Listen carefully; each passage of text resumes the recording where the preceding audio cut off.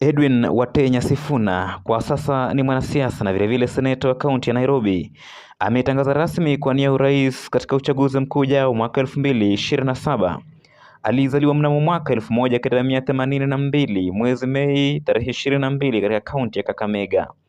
Alisomea shule ya msingi ya Kakamega Township na baadaye akajiunga na shule ya Msingu High School ambapo alikamilisha masomo yake ya shule ya upili.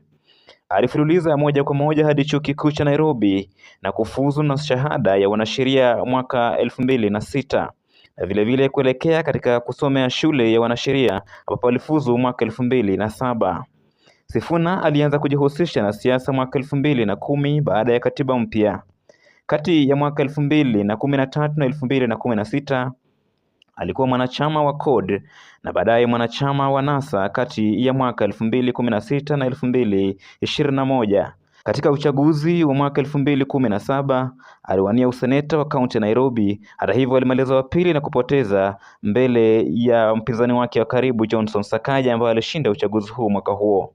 Historia inamkumbuka Edwin Sifuna alipovamia makao makuu ya chama cha ODM na kumfurusha mtangulizi wake Ababu Namwamba na akajitangaza kama Secretary General wa chama cha ODM, nafasi ambayo ameshikilia tangu mwaka 2018 hadi 2026. Katika uchaguzi uliopita mwaka 2022, Edwin Sifuna alijitosa uwanjani tena kwa mara ya pili kuwania useneta wa kaunti ya Nairobi. Zamu hii akafaulu na kuwa mshindi akimwacha mpinzani wake Bishop Margaret Wanjiru. Na hii ni Falsafa. Jina langu naitwa Jeff Nyongesa.